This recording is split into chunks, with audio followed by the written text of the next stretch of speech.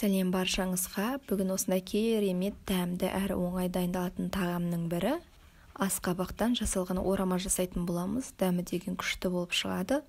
Көп затты қажет етпейді. Ең бастысы бізге асқабақ пен пияз керек. Асқабақ дегенде есіме түсетін Хэллоуин мейрамы бойынша бүгін образ бойынша жасайтын боламыз. Ең алдымен осындай тазартылған бізге асқабақ керек болады. Яғни асқабақтарымызды өсіп тазартып, терканың көмегімен, яғни үккіштің көмегімен өткізіп алатын боламыз барлығын. Асқабақты үккіштен өткізсеңіздер де пышақтың көмегімен турап алсаңыздар да болады. Көп қылып или ұзын-ұзын етіп. Бірақ маған осылай ұнайды, сондықтан осылай жасадым. Енді кезекте бізде пиязымызды өте жіңішке етіп турап аламыз ұзыннан.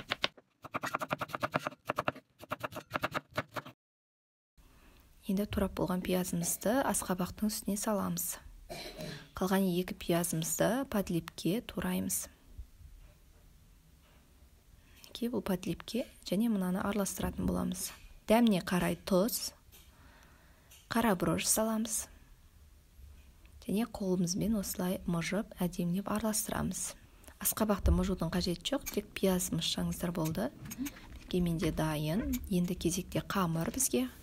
Қамырға бір жұмыртқа, су, салқын су, дәміне қарай тұз саламыз.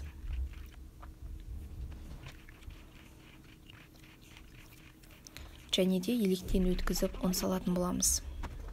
Қамырымыз міндетті түрде қаттылау болсын, жұмсақ болса қамырымыз бұлжырап кетеді, қатты болса әдемі болып, тығыз болып жайылады. Менде қатты қамыр иледім. Қатты дегенде қатты емес, бірақ жайылатындай, тек қамыр бос болмау керек. Пакетке орап, оны жарты сағатқа қойып қоямыз демалуға. Оған дейін біз подлип оратын боламыз. Қызып тұрған табаға май құйып, пиязымызды салып, әдемілеп қуырып аламыз. Пиязымызды өлгенше қуырамыз. Яғни жұмсақ болғанша араластырып тұрып. Және де бір ас қасық томат қосатын боламыз. Өздеріңіз қалауыңыз бойынша қатты қызыл болсын десең көбірек қоссаңыздар болады. Одан кейін және үстіне су құямыз. Дәміне қарай тұз саламыз. Және де аскөк салсаңыздар да болады. Яғни менде укроп. Жай отта осылай қайнатамыз. Енді кезекте қамырымыз әдемі болды. Екі бөлікке бөлеміз. Қамырымызды әдемілеп дөңгелетіп қоямыз екеуін. Біреуін пакетке салып қоятын боламыз. Біреуін алып жаятын боламыз. Біреуін алып осылай. Өздеріңіз білетіндей етіп жая беріңіздер. Қамырымыз қатты жіңішке болудың қажеті жоқ. Жіңішке болса сыртына дейін шығып кетеді, салмамыз. Сондықтан орташа қалыңнан кішкене жұқалау, жұқадан кішкене қалыңдау. Мен жайып болдым. Үстіне міндетті түрде сұйық май құямыз, осылай жағып шығамыз. Щетканың көмегімен әдемілеп барлық жеріне. Мен жағып болдым. Енді үстіне салмамызды осылай сеуіп саламыз. Бір келкі ғып.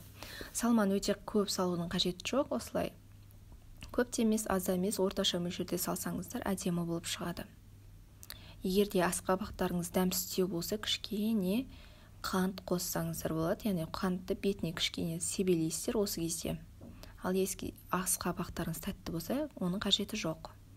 Осылай ораймыз. Мен үлкен-үлкен етіп орап салдым. Мантаварканың астына міндетті түрде майланады. Мен суды қойып қойдым мантаварканың астына, ол қайнап жатыр. Және де осылай үстіне май жағамыз.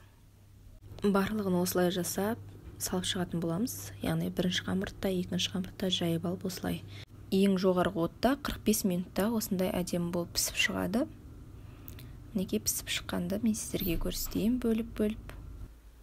Осылай пышақтың көмегімен кіші етіп бөліп-бөліп салсаңыздар да болады, бөлмей салсаңыздар да болады, өздеріңіздің қалауыңыз бойынша. Осындай дәмді тағамдар менің парақшамда өте көп. Кіріп, қарап, ұнаса лайк басып, комментария қалдырып кетіңіздер.